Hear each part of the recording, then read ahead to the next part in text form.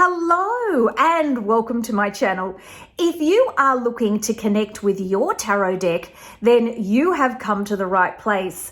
My name is Elizabeth, and on this channel, we work on building our spiritual confidence so we can listen to our intuition and read our tarot cards with ease. And today, we are going to be taking a deep dive into the symbolism of card number 17, the Star card. The Star card is a gorgeous card from the Waite deck. It has the most amazing symbolism that will show you what this card means. And the more you understand symbolism, the more it will make it easier for you, not just to read this deck, but to read any tarot deck. Now, I know some of you are saying, oh, Elizabeth, why do you go on and on and on about the Waite? And it's because this deck is absolutely central to study of the tarot.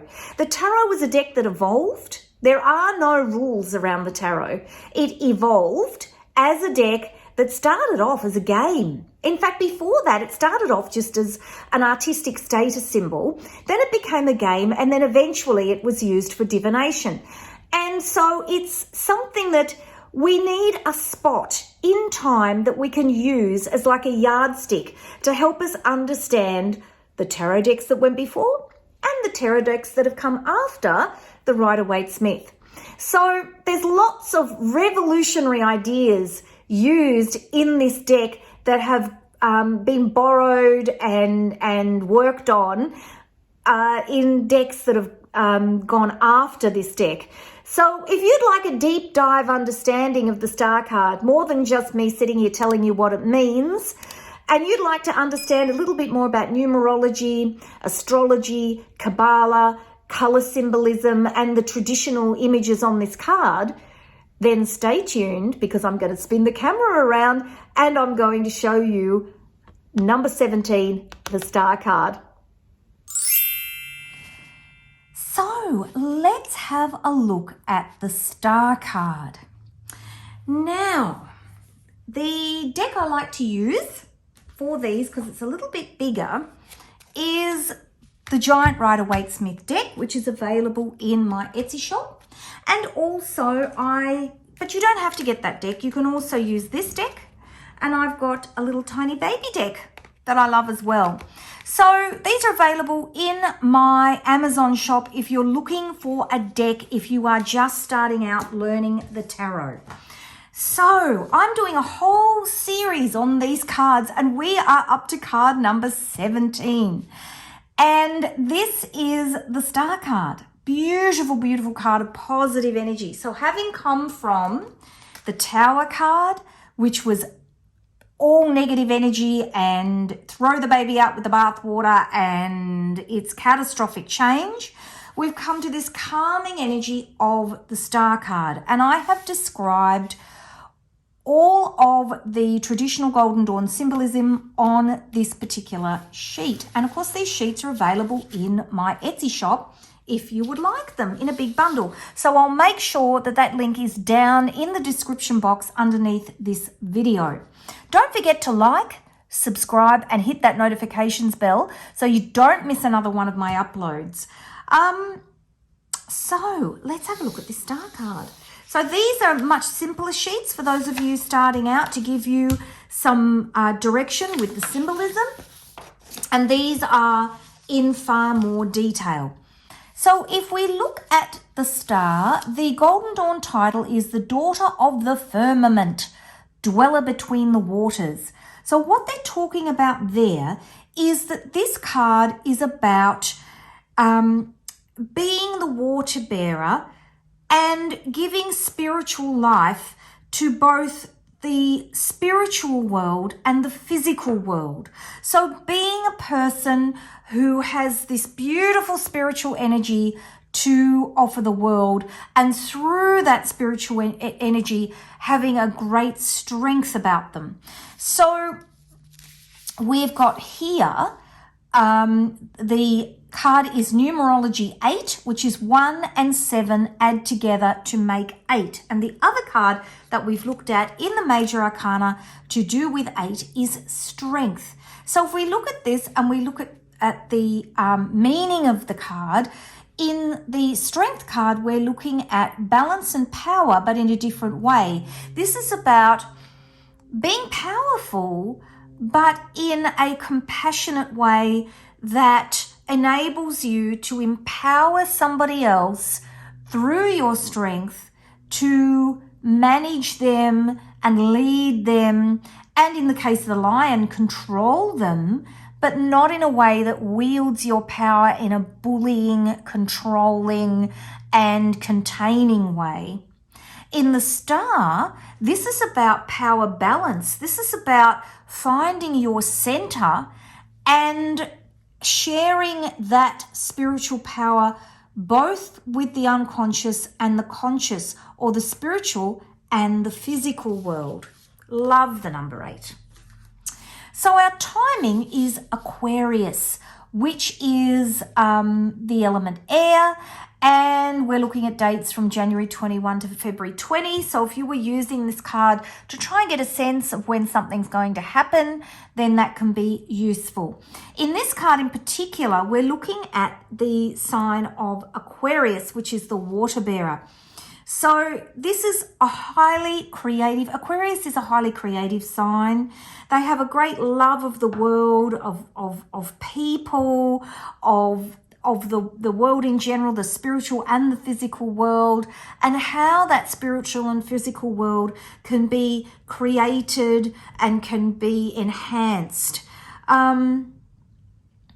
The Star pours the water into the pool, and this is about washing away negativity of the past, making room for a fresh start in your life, and about setting adding the water to the world, the fertility to grow and enhance your life, the life around you, and life for others. So you're looking at a card that is about spiritual growth. So if we look at the Hebrew letter here, the path of Tzadi, which is here between victory and foundation. So we're looking at being true, being loving, being fair, overcoming the evil that's in the world, promoting good, but promoting it from the inside. The meaning of the letter is fishhook. So this is about how can you draw people to you, but how can you draw them to you in a really positive way, so that you are here, you've got you're victorious, but from a firm foundation. So we're looking at how you have a spirituality, a strength, a compassion about you that draws people to you in a way that enables them to grow and flourish, I think is what I'm trying to say, rather than drawing them to you in a way that is negative or entraps them. So classical element air is the Star card, and air is about your mental energy. It's quick thinking, it's thinking on your feet, it's how you speak, it's how you communicate with the world, having a positive voice, positive thoughts, positive attitude. Let's have a look at the symbolism. So blue in the tarot is traditionally emotion. So we look at a beautiful blue sky represents spirit and your mind and and clarity of thought. Look how clear the blue sky is. She's pouring water into the pool, so she's pouring positive emotion into the pool of the unconscious. The yellow star is a search for meaning. So this yellow star in the center is your search for meaning in the world. It represents brightness and vitality. The white stars represent the chakras. So you've got 7 chakras here. 1, 2, 3, 4, 5, 6, 7. And the idea is the white is their clearest form. And of course, if you think about the chakra system, we're always looking to balance our chakras or balance how we are in the world. The 8-pointed star and the surrounding stars, this star represents the self. And of course, here are your 7 chakras surrounding you. The figure looking over the pool is a reference to Narcissus, who fell in love with his own reflection. So this idea of trying to see who we are in our unconscious. But of course, if we think about the story of Narcissus, where he looked too much upon his own reflection and became too self-absorbed, there is that fine line between finding ourselves and then being too focused on our inner self. You know, there has to be that balance between the unconscious and the conscious world. Nudity represents being vulnerable and general and genuine, and the foot in the water represents our emotion, the unconscious and the conscious. So you've got the unconscious part of us and the conscious part of us being balanced between the two. The 5 streams, so you've got 5 streams here, and I talked about this before, giving water back to the earth. The tree on the hill here represents our connection between heaven and earth, or the tree of life. And the ibis, we think the bird is an ibis, we're not sure. It looks like an ibis. And the ancient Egyptians represented the Egyptian god Thoth as an ibis. And the idea of the ibis is that it guided Noah at the end of the flood to rebuild the world. So this idea of rebuilding back what's been lost, balance, this idea of ancient and modern, bringing things together in a way that makes them whole in beautiful, positive energy. So that is the star card. I hope you've enjoyed looking at it from a deeper perspective, looking at the symbolism.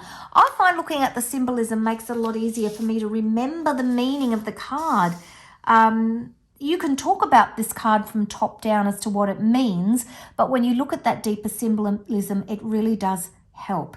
If you enjoyed my work, please don't forget that I've got these wonderful tarot symbolism cheat sheets available for you. I also have lots of free courses for you to do and lots of free training videos. So please do join my newsletter list, which I will put the link to that down in the comments. And you can also like, subscribe, and hit that notifications bell so you never miss another one of my uploads. And I will see you in the next video, where we will be talking about a very different card, and we will be going into a darker place again where we look at the moon card. So we've got the tower, the star, and next, of course, we're going to be looking at is the moon, or card number 18, and we are nearly through the major arcana. I will see you very soon. Bye-bye.